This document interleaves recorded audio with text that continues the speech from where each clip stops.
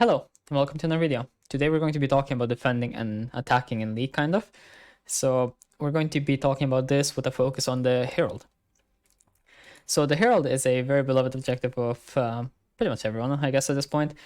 But mostly junglers, because they get a lot of gold from it, they get some XP, and they're kind of chilling with it. They also think, oh yeah, I get so much gold from plates and whatever, which is kind of true. You can get like 800-900, you can get like 1k or something from heralding well. But the important thing I want to talk about today is when you're into Herald and what do you think about as both a jungler and a laner. So, first of all, it's important to determine which side has the goal of attacking and which side has the goal of defending. And by this goal, I mean that this is a course of action that they have to take if they want to have a good chance of winning. So, you determine this by figuring out which side is actually stronger on average, right? So like, let's say that you have a winning jungle, mid, and ADC, right? And the enemy top laner is not too absurd. That means that you are the stronger side, right? Now you might think this means I'm the attacking side, right? Not exactly. It can be. It's really easy for you to be the attacking side, but you don't need to be. You can be the defending side. That is perfectly fine for you. And why is that fine? Because if the lanes keep going the way that they're going, right? So let's say that you're winning every lane, right? You don't care. Like this guy can lane, this guy can lane, this guy can lane, and you're just chilling. No problem. So when most of your team is ahead, you don't really need to care about it too much.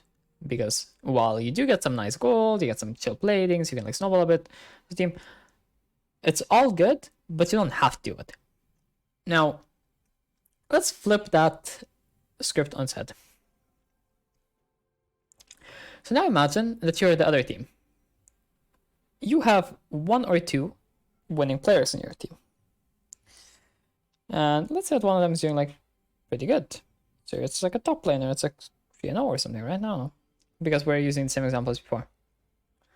Okay.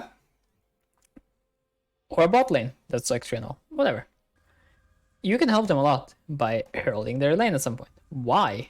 You might think, well, top laners don't really like when you herald their lane, right? Why don't top laners like when you herald their lane? Well, because the top laner that is ahead would prefer to abuse the enemy top laner, right?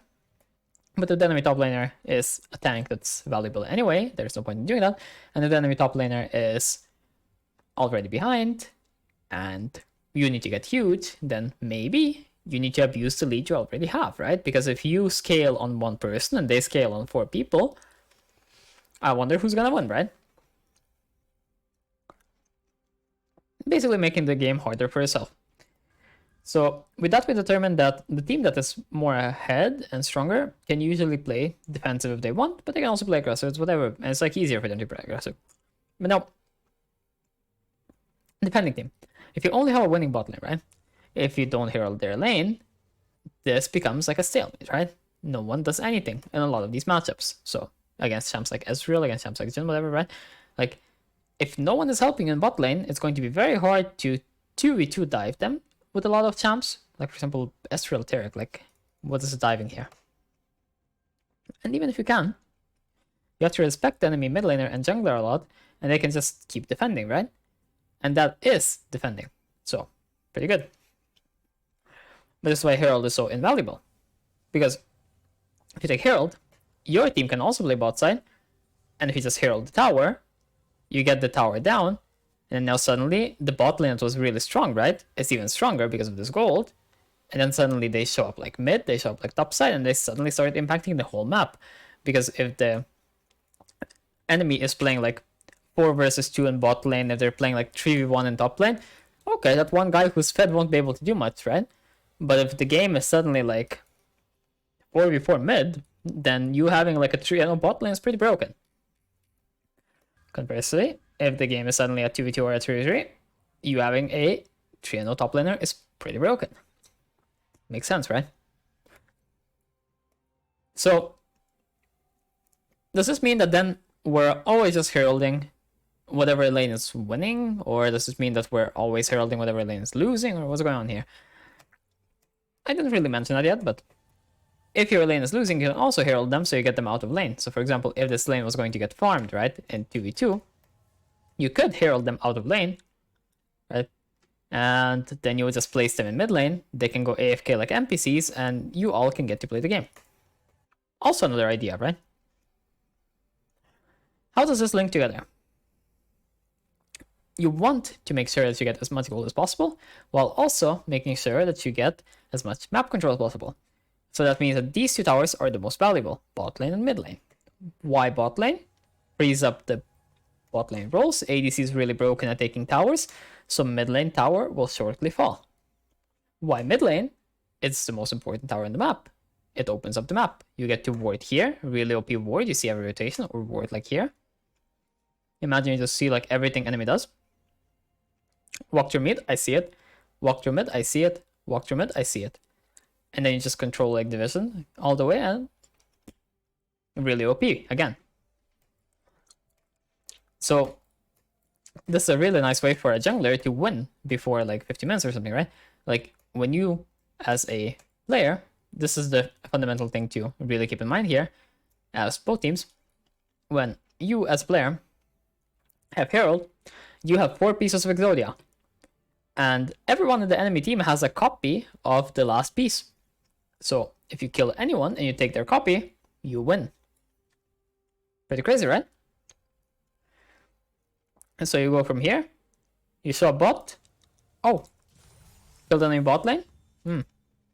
This tower is high HP, right? It won't disappear.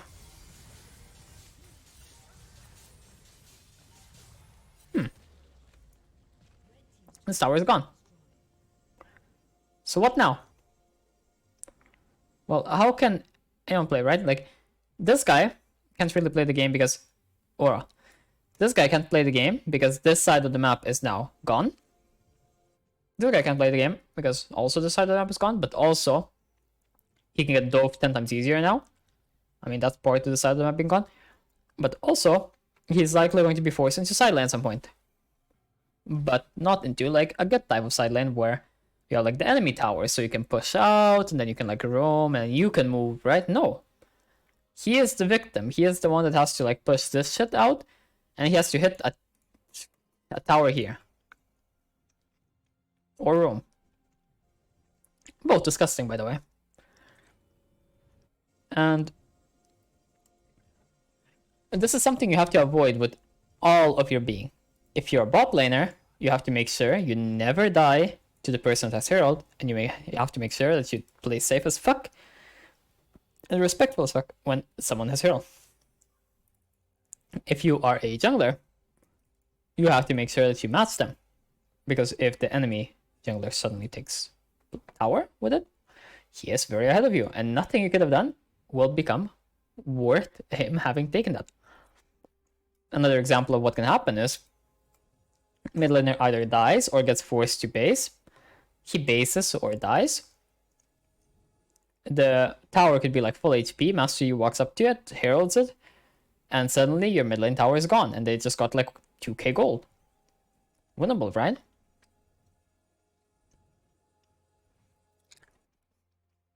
And yet there are 2 things you could have done there. Firstly, you could have like helped your mid laner, or well, 3 things even. You could have helped your mid laner some way, whether that be by ganking or shoving out his wave or something. You could have protected your mid laner by counter ganking, and you could have, at the end of all of that, just gone mid and defended the tower. But if you don't do any of them, skill issue. But this does not mean that only the jungler should do this. If you are an ADC and your mid laner dies to the guy with Herald, you should run mid if the tower is full HP or something, because you will make it mid, take this Herald, and most likely your top laner or mid laner has TP anyway, and they can go bot lane and defend your tower. And that way, you don't collapse the whole map. This is the most important thing in League in terms of snowballing objectives from, or well, snowballing leads from like minute 10 to 15, or let's say 10 to 18 or something. It is how every tower disappears and how to abuse it, right? And which one do we need to abuse in the current game? Really important stuff to understand, especially if you play either a roaming assassin or a jungler. It's important to understand how to use these things. If you are an ADC or a top laner, then it's more important to understand how you counter these things. So don't die to it, whatever, right? Like maybe move, like support moves, or sometimes even ADC moves to Herald. Maybe top laner TPs when they're trying to use it or something, right? Pretty big stuff you can do. Okay. So let's say that we got through all of that, right? So we figured out that the defending side is going to usually be the one that, oh well, we figured out that the side that is ahead will usually get to choose if they want to be defending or attacking. And a lot of the time they can be defending, in which case you might have like an option, but realistically they should just attack. So realistically, if you're losing or whatever, then you should be the defending side. But you're trying to make a difference in the game by actually taking this hero. Like let's say that you did get it somehow, then you will try to attack with it, right? But the question is, which map, which lane actually matters, right? There are two big questions here. Or well, let's say three. So the first question, which one of my lanes or which one of my teammates will be the most useful, the most impactful, will have the most presence if he leaves his lane and he starts playing with us around the map? Okay. Then, second of all, who will get stomped the most? Who is losing the hardest? Who's gonna get killed perma? Who is gonna like make the game completely unplayable if they keep laning in the way that they are? So we got two questions already for ourselves, right? And there was a third one, but I lost my train of thought because I'm retarded. Oh yeah, and then there's also like which towers or usage of the objective will get us the most value in terms of the map. So in this scenario, either team should be looking to Herald bot. Top is not too important. Mid lane, while okay, is chilling roaming. You could take this mid tower, it's pretty good. Katarina gets to like roam like this, pretty good. Maybe just to use this top. I think this is the best. Now Jhin cannot die because he is out of this lane. The enemy bot lane cannot get farm. And now the bot lane here has a choice. Either they go mid and they try to match against the enemy bot lane now, but it's going to be a stonewall lane in mid lane where no one gets to play the game and you have to like outplay fights, or you have to like find some skirmish where the enemy is like inting and like giving you free picks or something. Or you stay bot and try to farm up that way. But if you try to stay bot, stuff like this happens. Everyone spawns in bot lane, so you're forced to go mid. And suddenly, even though you've been winning the whole game, Jhin can only die by not using his flash and like getting caught. And you have to hope that you luckily win like team fights or whatever here. And then maybe play well. But even after all of this, the Ezreal with a farm lead with like kills, assists, whatever, right, is only 500 gold up.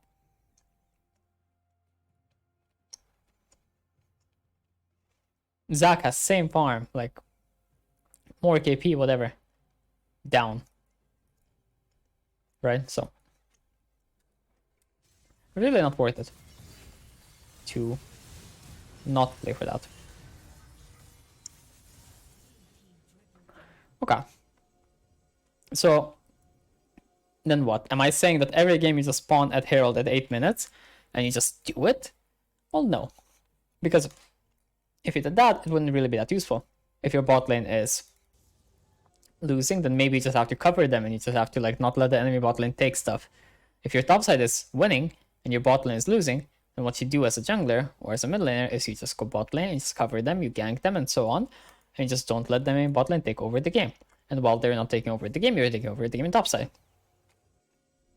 Obviously, the enemy team should try to help the enemy bot lane to surpass their limits and ascend, but no one does this. What about top lane? Same thing, kinda, right? So if you're like Exodia on top lane, everyone just doesn't let you play. Though it is a bit harder because you can insta-kill people a bit more, or like stat check them or whatever, so it can be a bit more interesting. in that sense, I suppose. But bot lane can also fight, so both are fine. But then, okay, what are the important key takeaways here from this video, right? So firstly, you need to identify if you are the attacking or the defending side at every stage of the game. Secondly, you need to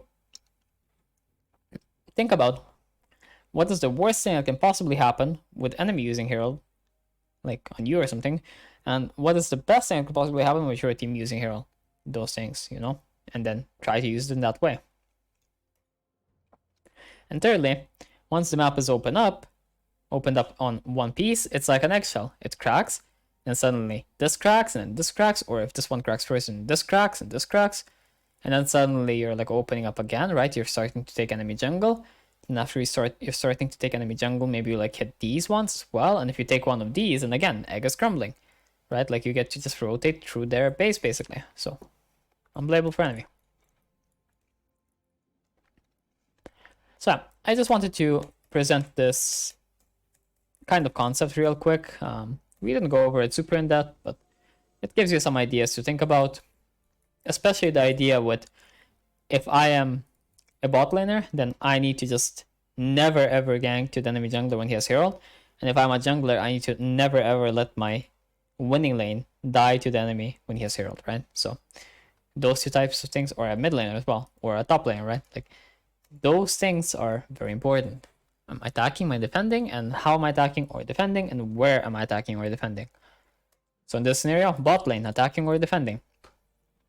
And we pray that Zac attacks, but Zac is not attacking. Unlucky.